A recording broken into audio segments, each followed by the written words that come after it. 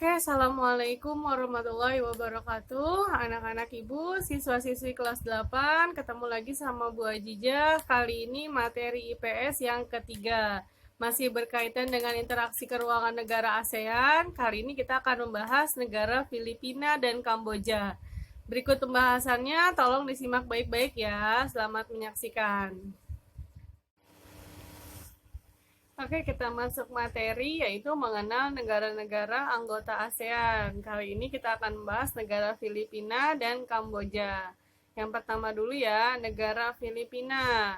Negara Filipina, ini identitas negaranya, nama negara Republik Filipina, ibu kotanya Manila, bentuk pemerintahan republik, kepala negaranya presiden, mirip di Indonesia ya.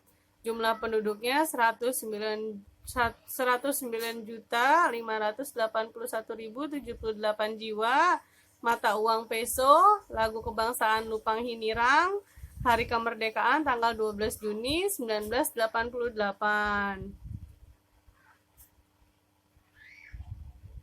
Nah, keadaan negara, letak astronomis negara Filipina berada di antara 4 derajat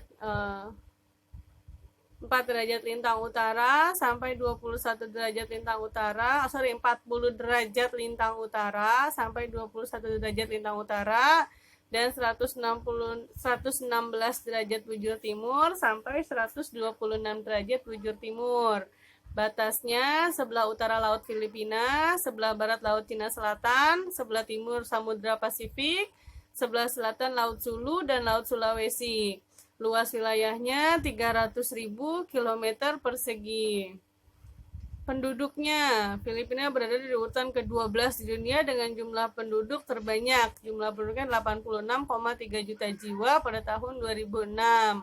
Kalau di bukumu mungkin sudah yang terbaru ya. Oke, kemudian orang Filipina dikenal dengan nama suku Filipino yang berasal dari orang aborigin, Taiwan, dan bercampur dengan orang-orang Tiongkok Selatan, hitam manis kulitnya gitu ya. Polinesia, Spanyol, Amerika. 3 kelompok minoritas terbesar adalah orang Tionghoa, Amerika, dan Asia Selatan. Orang-orang di negara Filipina ini mirip sama kita, mirip kayak orang Indonesia.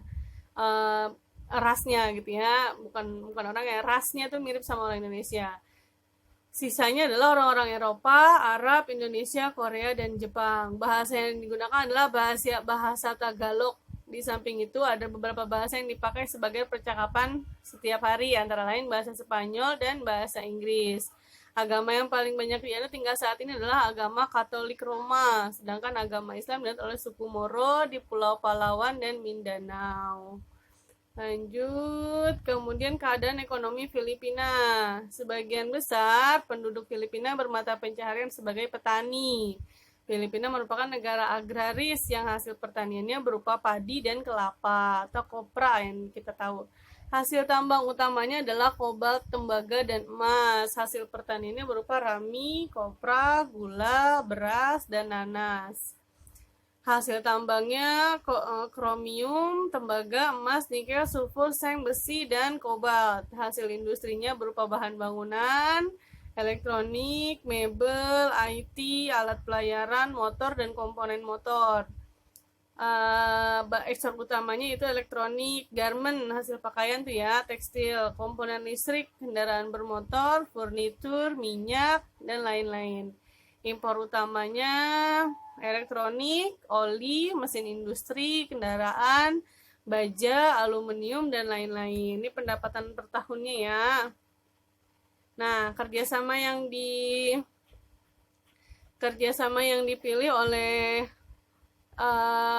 masyarakat Filipina, negara Filipina adalah ASEAN yang pertama, karena Filipina merupakan negara pelopor pendirinya ASEAN, kemudian APEC, kemudian OPEC, dan yang terakhir OKI.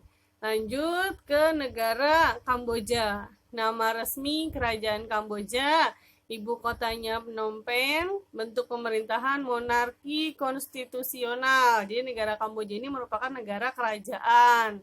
Kepala negaranya raja, kepala pemerintahannya perdana menteri. Jadi raja yang bekerja sama dengan perdana menteri, itu namanya monarki konstitusional. Jumlah penduduknya 16.718.965 jiwa. Mata uangnya real. Lagu kebangsaan Nokoreach, Hari Kemerdekaan 9 November 1953. Nah, negara Kamboja ini negara yang ketujuh bergabung di ASEAN. Jadi setelah Brunei Darussalam, gitu ya.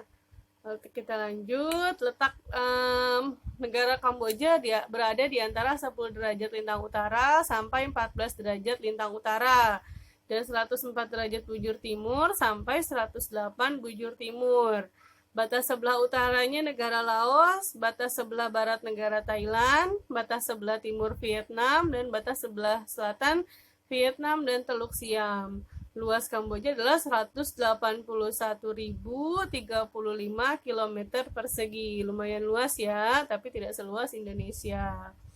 Penduduk Kamboja pada tahun 2020 berjumlah 16,7 juta jiwa dengan kepadatan 78 jiwa per kilometer persegi. Etnisnya berasal dari suku Khmer yang merupakan etnis terbanyak, disusul etnis Cina dan Vietnam. Sebagian besar penduduknya tinggal di desa. Bahasa yang digunakan bahasa resmi Kamboja, bahasa Khmer. Susah deh jangan ngomongnya gitu ya, ibu nggak bisa. Kemudian agama yang dianut penduduk Kamboja adalah agama Buddha Theravada yang berasal dari India. Agama lainnya sama ya, agama Islam, Katolik, Hindu, dan animisme. Jadi mereka masih ada yang memeluk agama animisme atau percaya pada benda-benda yang goib. Keadaan ekonomi Kamboja masih bertumpu pada sektor pertanian dengan pengolahan yang masih tradisional. Komoditas ekspor utamanya adalah karet, beras, merica, dan kayu. Sedangkan impornya tekstil, pupuk, bahan kimia, dan alat elektronik. Industri yang berkembang di Kamboja hanya terbatas pada industri sektor semen, kayu, dan rokok. Hal ini karena sumber daya manusia di Kamboja itu masih terbatas. Bentang alamnya secara menyeluruh, bentuk wilayah Kamboja menyerupai piring. Di bagian tengahnya terdapat dataran besar Tonle Sap namanya. Sedangkan bagian tepi dibentuk oleh deretan pegunungan. Di sebelah utara terdapat pegunungan Dong Rek atau Panon Dang Re. Sekedar informasi bahwa negara Kamboja ini merupakan negara terunik yang ada di ASEAN karena bentuknya seperti piring tadi, ya. Oke, kita lanjut. Sebentar. Nah, ini kerjasamanya ya. Kerjasama negara Kamboja itu dengan ASEAN bergabung setelah setelah Laos gitu ya, setelah tadi bergabung setelah Brunei, kemudian PBB, ILO, UNESCO, dan WHO. Kayak itu lambang negaranya kalian bisa lihat, kemudian itu petanya, peta negara Kamboja. Kalau dilihat cuma segede Pulau Kalimantan gitu ya, tapi ternyata negara ini juga memiliki banyak kemiripan dengan negara Indonesia. Oke, sekian materinya ya anak-anak ibu. Oke, demikian tadi pembahasan materi negara Filipina dan Kamboja. Sama yang kemarin, berarti sudah 4 negara yang dibahas. Tersisa 6 negara lagi. Insya Allah akan kita bahas di pertemuan berikutnya. Mudah-mudahan materi yang Ibu sampaikan dapat dipahami dan dapat dimengerti ya. Pesan Ibu, tetap berada di rumah, jauhi kerumunan, tetap semangat belajarnya. Jaga kondisi kesehatan, jaga kebersihan, dan sampai ketemu di pertemuan yang berikutnya. Terima kasih. Assalamualaikum warahmatullahi wabarakatuh. Dadah.